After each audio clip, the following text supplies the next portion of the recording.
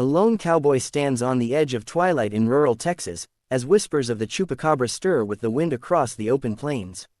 In the heart of Texas, beneath vast, starry skies, whispered legends of a mysterious predator echoed through small towns and ranches alike.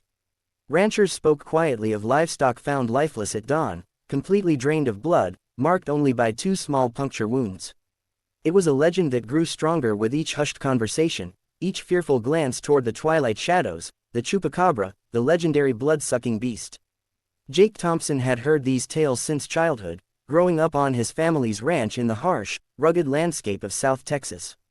His father, Hank, always dismissed such talk as superstition, stories spun around campfires to scare children and keep boredom at bay. But Jake had his doubts, especially as sheep from neighboring ranches began mysteriously dying with increasing frequency. One chilly October morning, Sheriff Sam Hawkins knocked on Jake's door, his face etched with exhaustion. "Jake, we lost 3 more sheep last night over at the Palmer Ranch," he said, frustration heavy in his voice. "Same as before, blood gone, no real wounds." Jake pulled his coat tighter around himself. "I'll ride over and take a look." The morning air bit sharply as Jake saddled Whiskey, his loyal chestnut horse, and rode toward Palmer's ranch. The land stretched out bleak and desolate, broken only by the whispering wind through tall grass. Arriving at Palmer's ranch, he found a small gathering of locals, anxious and whispering nervously.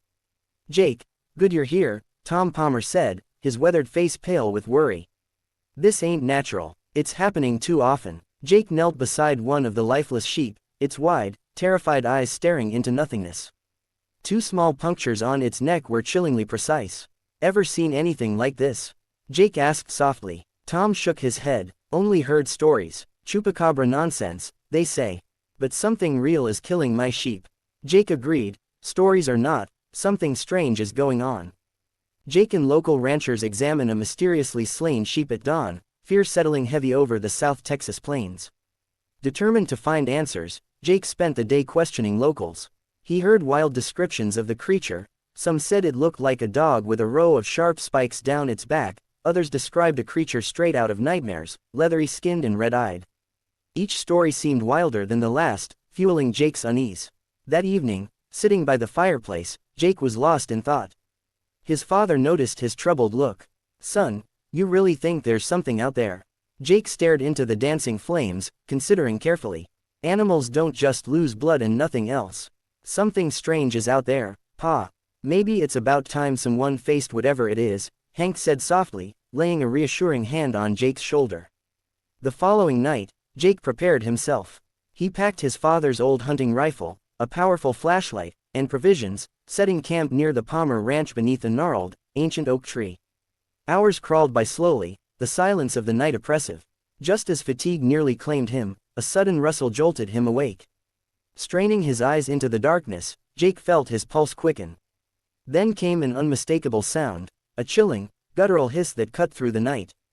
Jake's grip tightened on his rifle, flashlight trembling slightly as he moved cautiously toward the sound. Illuminated briefly by the moonlight was a hunched, grotesque figure, leathery skin, spine protruding like razor blades, eyes glowing fiercely red. Jake encounters the terrifying Chupacabra under moonlight, its glowing eyes piercing the darkness in a tense standoff. The creature met Jake's gaze, freezing him momentarily before darting off with unnatural speed into the darkness. Heart racing, Jake chased it, stumbling through thorny brush and rocky terrain, but the creature disappeared without a trace. Breathless, Jake stopped, realizing he had proof. Something very real lurked in the shadows.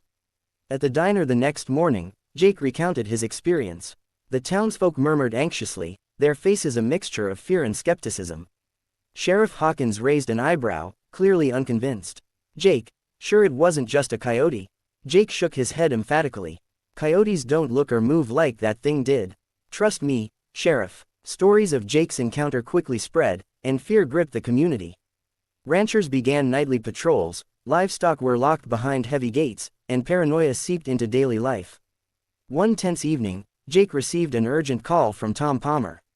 "It's back. Took a calf this time, Jake." Saw it clearly. It was fast as lightning. Jake arrived immediately, joining a group of armed ranchers including Sheriff Hawkins. The men tracked unusual clawed footprints leading toward the rugged hills.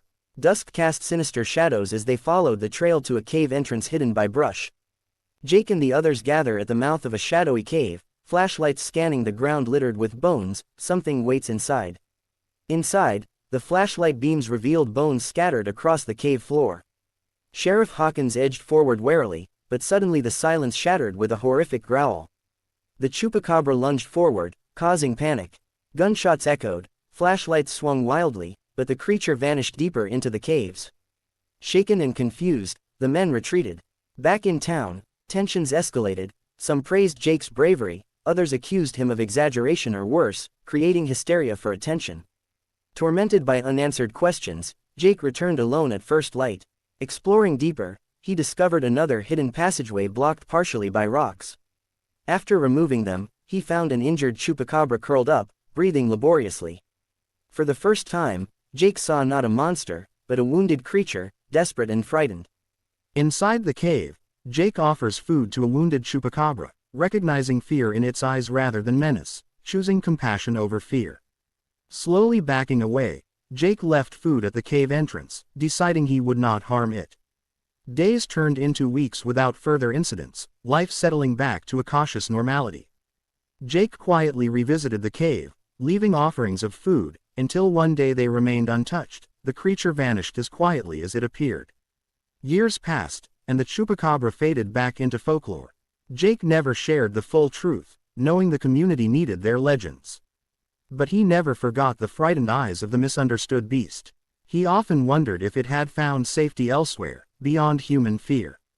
The townsfolk, meanwhile, continued to whisper stories around campfires. The legend grew richer, more complex. But Jake knew the simple truth behind the legend. Sometimes fear creates monsters, but compassion and understanding could redeem them. And beneath the vast, quiet Texas sky, Jake hoped the Chupacabra had finally found peace, somewhere far from fearful human eyes.